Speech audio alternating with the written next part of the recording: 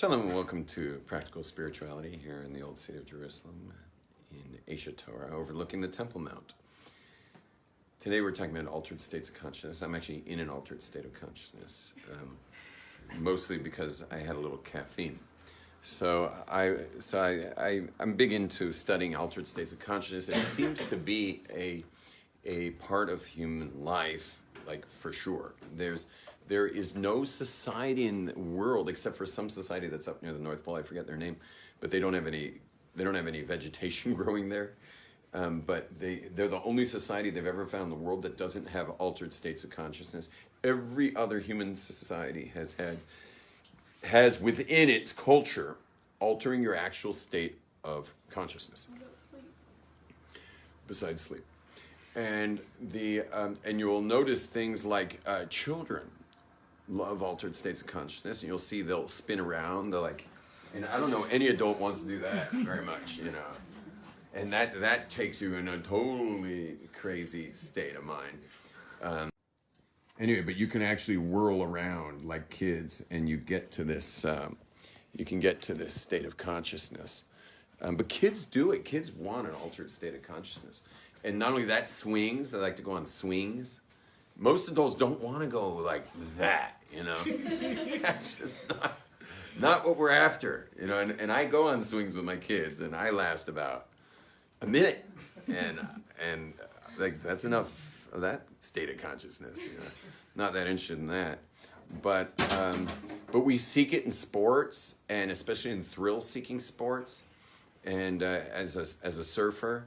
There's definitely sends you in an altered state of consciousness going out there and riding waves. Friday was my best day so far of the winter. It was the best day of the winter so far, but it was also my best day of the winter. And I was just throwing my board on rails, like flying down waves about the height of the ceiling here, flying down them, just digging in those rails to the right, and then flying back the other way, and exciting. But it was total altered state of consciousness, leading right to a trip to a brewery where I had the most delicious IPA from Alexander called, I can't remember, the Blue and Gold, I forget what it was called.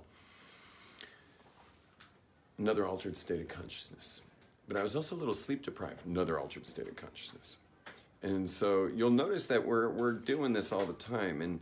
And there is the writer of The Partridge Family and the Love Boat, David Duchovny, nice Jewish man who actually studied here at Asia Torah for quite some time, and we became pretty close friends. You know how he wrote all the episodes, which were quite creative, and he has to create one each week, so it was like he had to keep the juices flowing of the creativity. He always would go into an altered state of consciousness. Which altered state did he go for? Okay. No, he went for exhaustion. And what would he do? And he was still doing this back, last time we schmoozed was a couple years ago, but he was still doing it in his 70s. And that is, he jogs and jogs and jogs. And when he starts getting really tired, he knows he's almost there. And then when he finally falls down from exhaustion, he lands on the ground. I mean, he doesn't hurt himself. He lands on the ground. He'll find a patch of grass and like land on the ground, just like really passing out from exhaustion. And he was doing this into his 70s. And then he has in his pocket a pad of paper, like a little mini notepad and a pen. And there he writes down the next episode of shows that were watched by the world. You guys remember The Love Boat and Partridge Family, and it's like every episode we tuned into those, you know, like the whole world was watching those. I don't know whether they're the big things today, but you would have all been watching this had you grown up when we grew up. And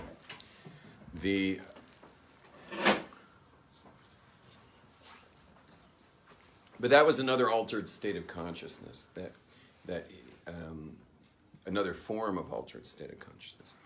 We have a commandment to alter our state of consciousness every Shabbos night and every Yom Tov night on Kiddush.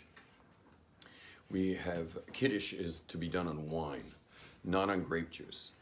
And if your host hands you a little thimble of grape juice, you know, a tiny little thing of grape juice or even wine, after he makes Kiddush, just hand it back. Come on in. It's an open class, bro. Just want to say hi. Hi. So or when the time comes, if I wink, slide over one seat. Okay. So, anyway, I'm always keeping an eye on the chairs here. So we're supposed to be drinking not just a little wine, but a cup of wine. And you're really supposed to finish it, that cup of wine. So you're supposed to be drinking an entire cup of wine, Kiddush night, Shabbos night, and Yom Tov night, Kiddush night. And when your host hands you a little nothing, just take the bottle. You know, take your thimble of whatever he gave you, and then take a bottle of wine, pour yourself a full cup, and drink it. Drink a full cup of wine. Why? Why are we supposed to alter our state of consciousness with alcohol? And the reason is because, and especially with the vine, okay, it's the fruit of the vine. It's not, we're not drinking beer, we're not drinking vodka, we're not drinking whiskey, we're drinking wine. It's the fruit of the vine. And the vine has its own spiritual properties. Wine is covenantal. It's got a different property than other types of alcohol. It's covenantal. You don't see people drink a bottle of wine together and punch each other's lights out. You do see that on Jack Daniels and beer. And you'll notice that during the 9 days, when we mourn the temple, during those 9 days, when we stop drinking wine, you're allowed beer, you're allowed whiskey, you're allowed vodka, you're allowed any kind of alcohol. You want to get drunk, go for it. Don't drink wine. Because wine's covenantal. It brings hearts together. It creates bris, creates connection. And because God's temple was destroyed, which was God's USB cable interface to our planet, because that connection got severed. So if God doesn't have his point of connection, so we don't drink wine, we don't create connection like that. And it's a time to be more disconnected to the point where it hits its pinnacle. On Tisha B'Av, we don't even say hello to the stranger or a friend when you come in, when you're coming and meeting someone on that day. You don't even say hi to them. There's no greeting. There's no hi or bye. And certainly that day we're fasting altogether. Breaking bread is also covenantal, and this is why also Jews are commanded not to break bread and drink wine with Gentiles, because it leads to such connection that it leads to possibly intermarriage.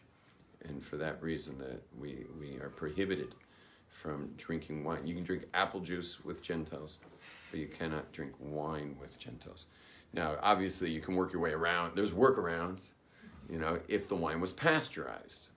If you have pasteurized wine, then you're allowed to drink with Gentiles. But meanwhile, the wine itself has so much spiritual property that a Gentile can't have his or her hands involved in the processing of the wine literally from the grapevine, or maybe from the grapevine, maybe not.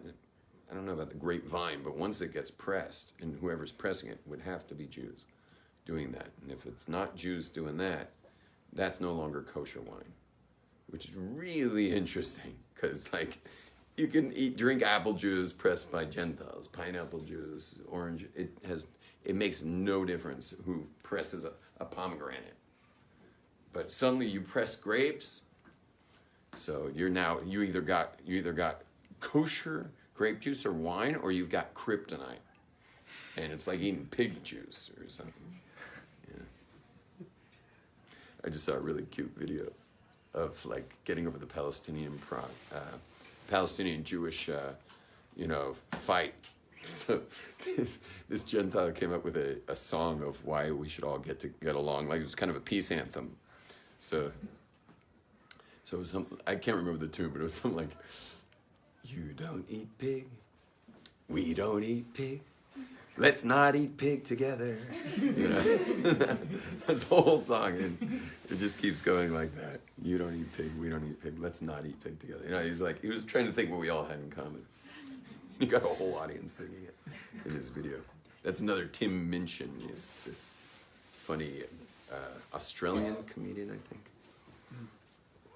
Tim Minchin on how to fix the Palestinian crisis.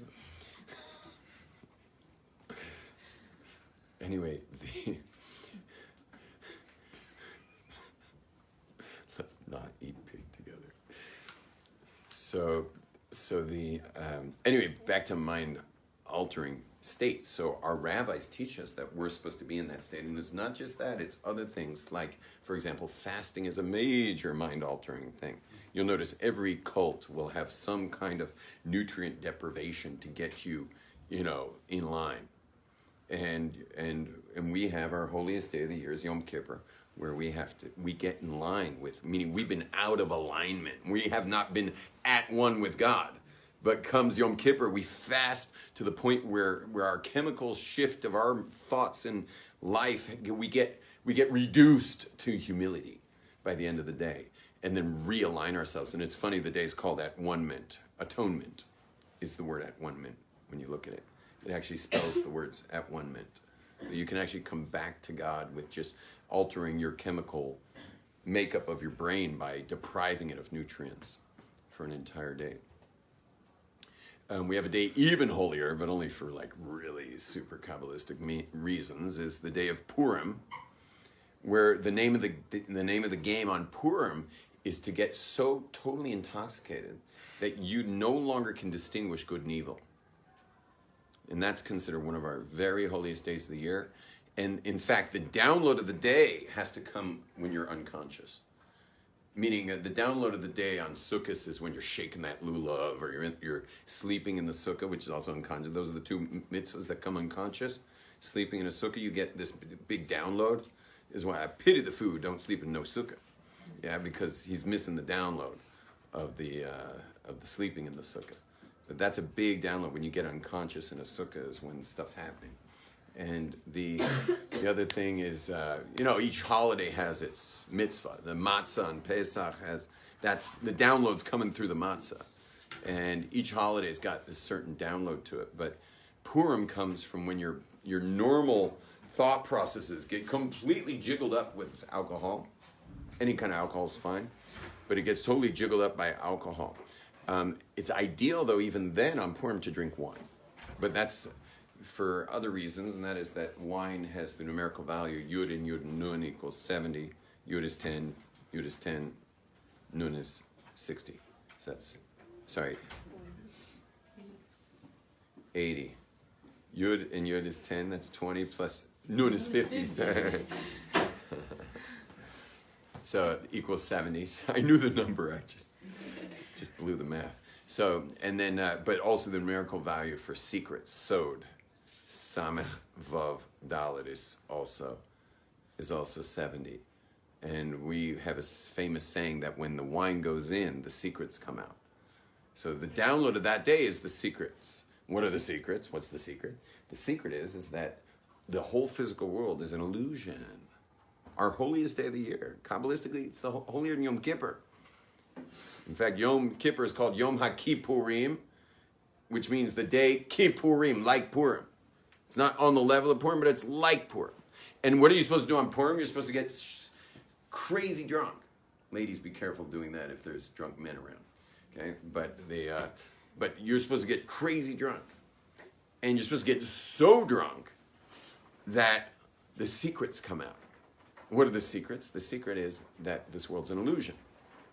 And that's why the book that we read is called Megillat Esther. Megillah means to reveal, and the Esther means the hidden. It's the day we read a book called The Revelation of the Hidden. What's the hidden? What's the one word hidden throughout the whole book? Sure. God. God's name's not in the book. The whole book. Like, how can you have a book in the Tanakh that doesn't have God's name? And it's called The Revelation of the Hidden. What's the hidden? The hidden's God. In a crazy story full of all kinds of random coincidences. Well, isn't that our life? Where God's hidden inside the random coincidences of our lives. But we live inside the world of coincidence, which is this physical realm. And we have to alter our state of consciousness so intensely that we can no longer use the physical world as our basis for sanity. Because think about it. How do you know you're smart? You don't know you're smart. How do you know you're sane? You don't. You don't, but what, okay, why do you think you're sane? We don't. So, why do you think you're sane? Because the table's the tables, the floor's the floor. When you walked through the hall, it didn't suddenly meld into something else. Because the world looks normal to you, the physical world seems solid to you, and it all behaved the way it usually behaves, you consider yourself sane. Well, this day, you have to drink so much that the physical world, listen carefully, that the physical world is no longer your basis for sanity. Because you're just, think of that, you're not allowed to drive, you can barely walk. You can't get along so well in the physical world. And you're commanded to drink to that level, to the point where you have to, you're going to have to let go of sanity, meaning physical world-based sanity. So it must be the spiritual world is the basis for sanity. And then what happens is you hug God instead of hugging the physical world. You're hugging God for your sanity. You're hugging God for life. The life raft is not the fact that the door to your house is in the same place in the morning that it was last night. The life raft to your sanity is God himself. And that's why it's such a holy day.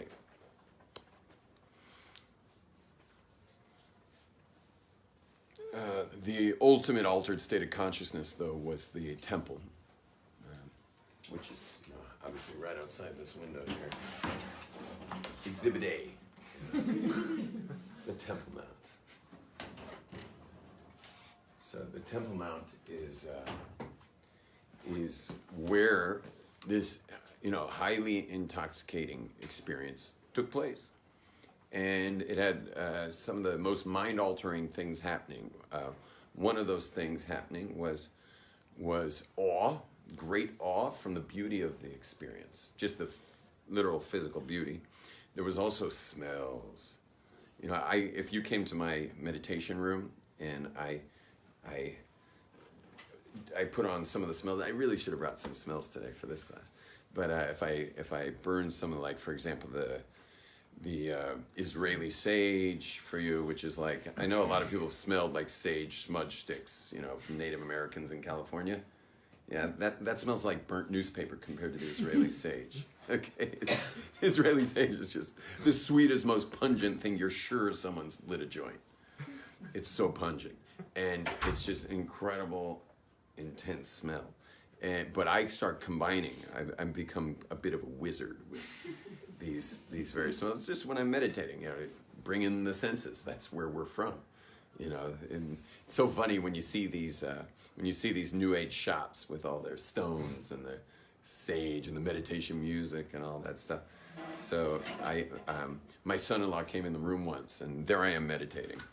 I'm in full meditation, and sitting across, I didn't even know they were there. Sitting across from me are my grandkids, who are they're just in meditation too, because they're facing me. They're not facing all my names of God and everything I have in these posters and stuff.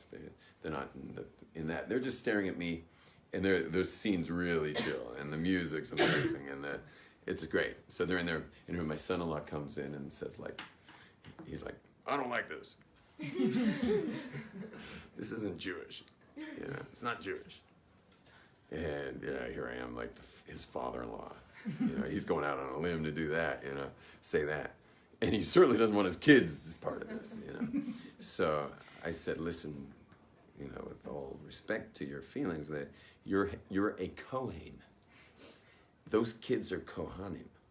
And that little boy, a little 2-year-old, is going to be serving in the temple. And in the temple, there was not just one burning thing. There was a concoction of 11 of them. That just creating that particular concoction is the death penalty. Meaning, we take incense a hell of a lot more seriously than any Indian in India. Like, they don't get death penalty for creating a mixture. Without even burning it, there's the death penalty. Just creating the mixture is already the death penalty. If someone else created it and you burn it outside temple service, death penalty for burning it. It's a double death penalty. One for making the concoction, the other's for burning it. Like, no one takes incense more seriously than we do, bucko. And then I said, and you got something against meditation music? We had a band with thousands of Levites. A massive band. It was so loud and intense that you could hear it in Jericho. When the wind was right, it would just blow right down Jericho. The sound waves just come straight down to Jericho. You could hear it all the way down by the Dead Sea. You could hear the music coming down Wadi Kelt. could hear the music of the Levites. And when you got to Jerusalem, you heard it. You smelled the incense already. And it's like, wow, I mean, don't we all get moved by music? I mean, anyone, that's altering. That alters one's state. Sure, totally alters your state. And not only that, for those who've ever been to certain kinds of concerts, I'm talking about non-Jewish style concerts, but you can be in an auditorium with 30,000 people moving to a beat together in such total unity that and there's even concerts where the crowd is playing the band. I mean, the band's the crowd's instrument, because what happens, the crowd simultaneously starts thinking about a song, and the band starts playing it, and then they really go wild, because like they realized that they were spontaneously thinking about another song, and then the band just started playing that song because they were feeding off, they were somehow getting it off the crowd. And I've witnessed this in person. I've had people walk over to me with a notepad saying, this is what they should play next. Pass it on. I'm just like, you're weird. And did not pass it on. But enough people passed it on. But meaning sometimes they did this manually, like literally sent around the crowd, this is what should be played next. And the band would play it next. And everyone would just go. Mind-altering states. I was at a concert once where I found myself crying. I was like, why am I crying? I'm not sad. I'm enjoying the concert. Why am I crying? I was like touching I'm like, I'm crying. So then I got a little self-conscious, like, no one should notice I'm crying. So I look around like, that look around like, hope no one noticed. Everyone around me's crying. And so then I stood up on my seat. I was in the floor area. So I stood up on my seat just for a sec to look back, and I see there's people huddled over each other, bawling all over them, like they're comforting each other in little masses of humanity, comforting each other. I was like, what is going on here? This is crazy. 10 minutes later, we're all jumping for joy. Everyone's just jumping, and I'm like, like this. So we had a band that blew them away by 1,000,000 times. In fact, we even had a guy, there was one of the Kohanim had what's called Chochmat Partsuf. Chochmat Partsuf means that they had the wisdom of the physiognomy. Physiognomy is the story your face tells. Meaning every person's face tells a story. It's actually got an English term called physiognomy. And in Hebrew, it's called Chochmat Partsuf, which means the wisdom of the face. And they would have a Kohen who had Chochmat Partsuf, who would read the faces of the people who were bringing a special offering for having sinned accidentally. For example, if someone accidentally broke Shabbat, they bring a sheep to the temple. And now it was really important that when someone brought that accidental sin offering, that sheep, it was really important that that the guy wasn't doing it out of rote. You understand? You could easily, if you're doing this enough times, it becomes habitual, and so you just wind up blowing it all the time, and you can bring a sheep. So how careful are you going to get? You just wind up being kind of not so careful, and you just keep bringing your sheep up to the Temple Mount. So there was a Kohen whose job was to read the faces of the people bringing their sheep. And if he saw that someone was bringing his sheep out of rote, not from the bottom of his heart, he would then send signals to the conductor, like a catcher in baseball, with little numbers in his mitt to the pitcher. He would send little signals to the head of the orchestra, who was, in Hebrew, the conductor is called a minatseach, or as we say in Tehillim, lamnatseach, to the conductor. As you'll notice, many of the psalms are called lamnatseach, to the conductor. And he would send signals to the conductor. The conductor then would shift the music to the most heart-wrenching song that would, and this is full orchestra with a massive choir. They say there were thousands of people in certain points this going on. I mean, it was really powerful. And they would switch the song to have his heart grow contrite so that he would actually take responsibility for what he did. And now everyone's crying, and once he did, and the guy himself, they say, would fall apart on the stairs. Like you had to walk up these stairs. That's why it says Shir Hamalos, the song of ascents, the song of rising up the stairs to the Temple Mount. That he would fall apart right there on the stairs, and like he couldn't even continue. Like someone be holding his sheep while he was just like bawling and convulsively doing his teshuvah. Because there's no use killing an animal if you yourself aren't doing teshuvah. It's like hitting your chest over sinning without actually thinking about the sin you did. So anyway, music was very powerful there, and I was explaining to my son-in-law that the smells, the music, and he's like, yeah, but you don't need stones, because I got a couple gorgeous crystals, they're really nice. It's like, you don't need stones. I was like, don't need stones, huh? The high priest, your great-great-great-great-great-great-great-great-grandfather, used to walk with a vest. He had a special, he had a whole really cool outfit, but definitely the coolest part of the entire outfit was the 12 precious stones that were on his chest, on his breastplate. The 12 precious stones, each one internally engraved, which try doing that, that's not easy to do, internally engraved with the tribes, the 12 tribes engraved into the stones. And this thing was so powerful that you could ask it questions and it would answer you.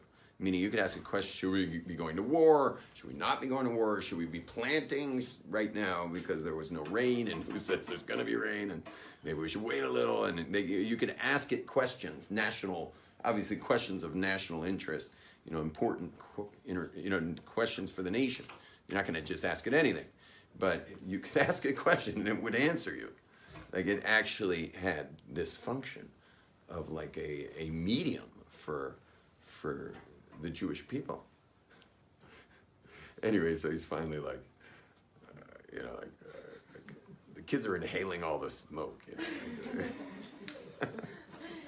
No, he just left. He left his kids in there. But it's very interesting because to be a great parent means stay out of your kids' hair and stay out of your grandkids' hair, because that's their parents' jurisdiction. So like, besides explaining, the job of a Kohen, I left it at that. I didn't say leave him in here, but he did leave him in there, which was nice.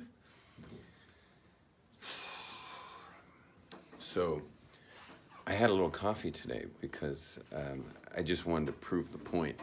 And I don't know if you've noticed that I'm a little different than usual, and I'm certainly more giggly. But what had happened was in my studies of altered states, one of the ceremonial substances that were used in the jungles, where altered states are highly respected and led by medicine chiefs, whose knowledge is just massive. I got to meet a medicine chief, and I was asking about, what he's got to do, what he can't do. He's the high priest of this tribe, and I was asking him his stuff. And he was telling me all this stuff he can do, all this stuff he can't do. There's like menstruation laws for his wife, and he's actually, it was really interesting that he and his tribe can't eat any food that was touched by the women if they were menstruating. And so I was like, you guys really need an oral law, man. Because, I don't know how long I could be eating crackers with, jelly on them. But he was absolutely right about Kohanim. So anyway, I listened to all of what he's involved with in his lifestyle. And it was literally like reading the Shulchan Aruch. And I'm like, how do you know all this stuff? And he's like, well, we've known this for thousands of years because the world was created about 6,000 years ago. And I'm like, how'd you know that? He's like, that's our tradition. That's the tradition we have. And and I'm like, tell me about the music. He says, the music's called Ikaros. Ikaros? And I'm like, what does that mean? He's like, it means the essentials. And I'm like, that's Hebrew. And I said, what kind of medicines? Well, he administers lots of different medicines, but the most powerful of them all is something called ayahuasca, and that comes from a vine and another totally separate kind of plant that what did they say? That the trees themselves, which apparently they understand the language of the trees there, the trees themselves taught the elders thousands of years ago to combine them, because they only really work when combined, to take people to this realm while they're singing the caros, the essentials. And another thing that's, I don't know if you've seen this on National Geographic, they have this like super snuff. You know what snuff is? Like Hasidim will put a little tobacco in their noses on Shabbos. You know, they sniff tobacco, and it's like a super finely cut snuff. It's called snuff. And they have super snuff, where the medicine chief takes a pipe, fills it with the super snuff, you know, and he comes up to you, you grab your end of the pipe, you place it in your nostril, like pretty deep in, you know, aligning it with your brain, and the medicine chief just goes like, and you're just like, you know, I mean, you feel it hit you in the back of the head, you know, you blast off, you know. So he was telling me about that, and I'm like, so what's that called? And he says, oh, that's called rapé, the healer, which is Hebrew for the word rapé. And then I'm like, okay, so sing me a song. So he starts singing me a song, and every word and every letter in the song, someone have a music app or YouTube or something, bring it to me, I'll play it for you. Just open it up so I can type it in. That's already your music? That's YouTube. Oh, thank you. And YouTube's now advertising at the top there. So he starts singing me a song. Every word of the song is names of God. Our names. Hebrew. And this guy doesn't know any Hebrew. He has no idea. So it's all Hebrew. Here, listen to this one. I'm just typing in the term ayahuasca. There might be a song. Oh wait, I guess I better write the word song. Got a lot of other cool stuff there.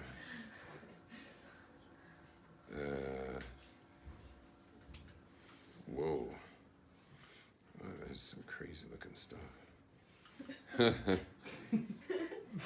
My goodness. I mean, that's just unexpected. So,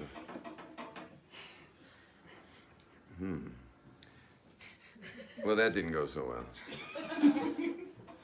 I mean, I'm sure it's a ton of songs, but it's not the song I was looking for. What's the name of the song? I just put the name of the plant. Plant? The plant, ayahuasca. But instead, I'm just getting a ton of different things here. Oh, wait, I got an idea. I think I remember the name of the guy who wrote it. Not who wrote it, but who plays it. Let's see. Not helpful. Let me try one more time. Let's try just the name of the guy. Let's see how that works.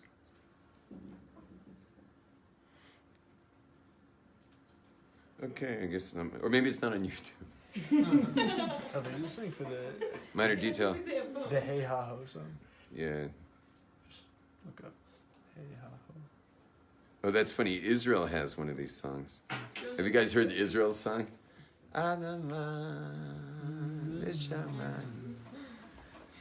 Yeah, so it actually has that song. That song goes like this. When you get to the refrain, it says, hey ya, hey ya, hey ya, hey ya, hey ya, hey ya, hey ya.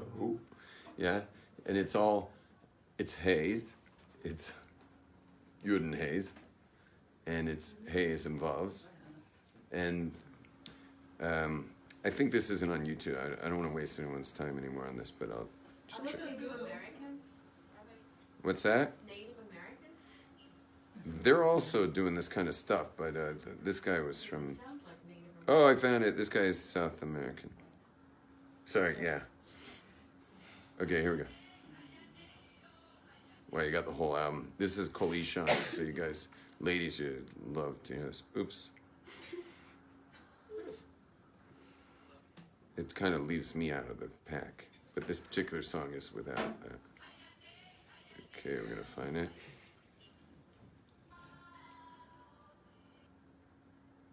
These are all Ikaros.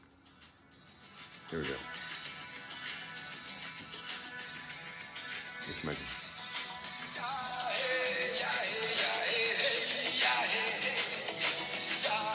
I asked my Rebbe if we can sing it. He was like, no. Listen.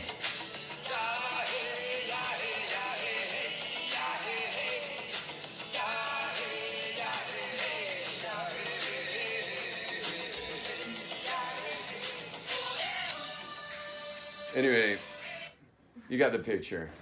So, but it's like they have thousands of years of this tradition of singing these songs. So, this is South American Amazonian.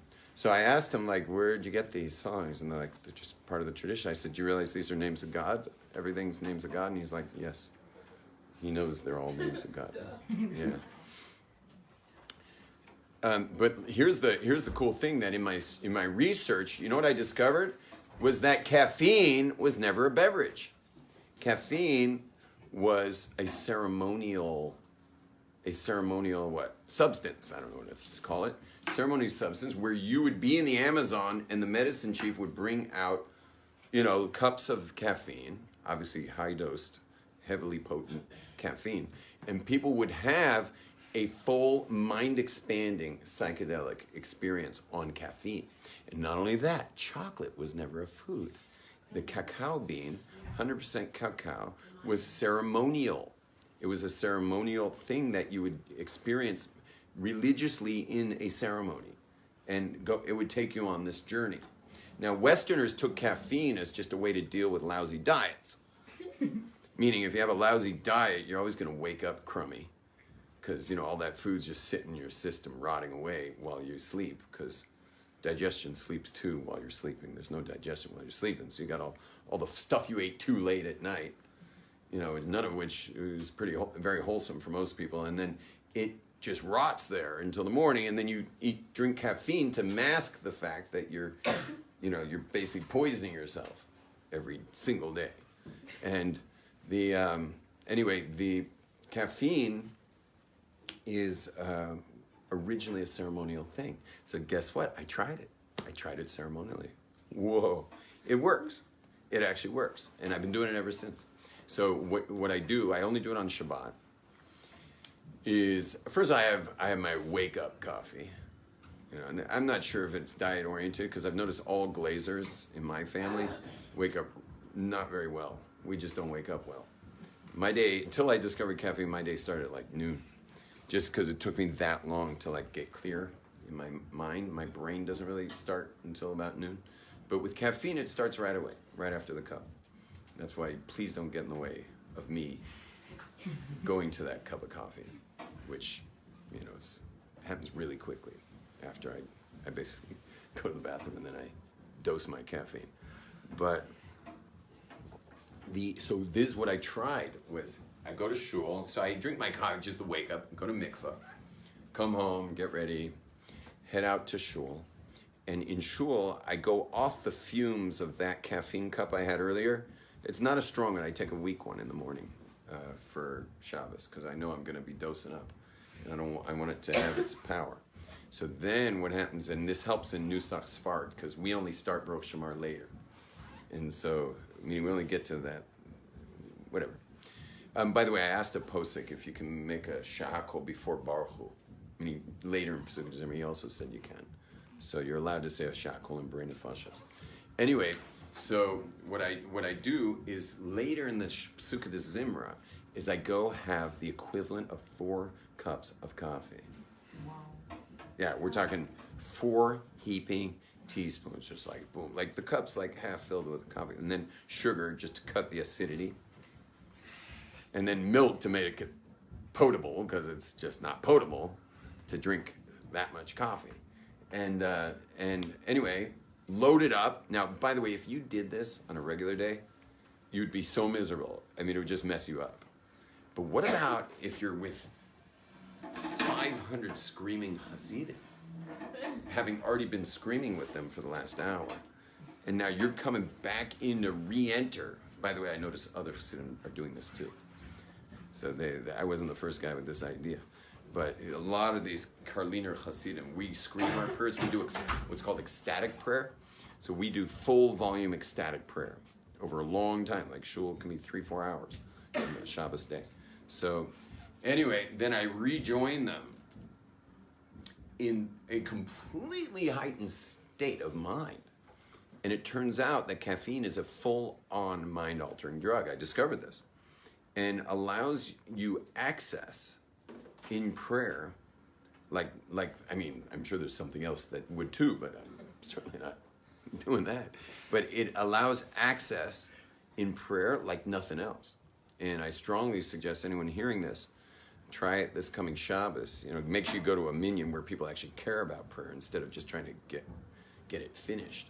But you go to a synagogue where people care about prayer.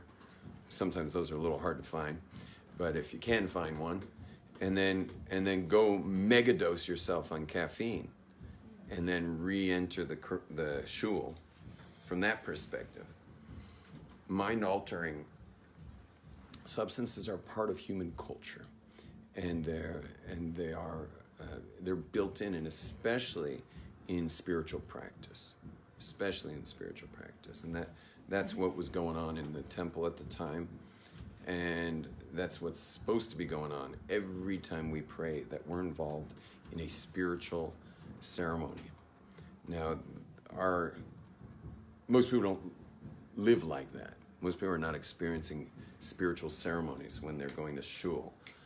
They're experiencing other things, which are great, and they should, but spiritual ceremony is a little rare to find. By the way, if anyone would ever want to join me to my synagogue, you can certainly come have that spiritual ceremony.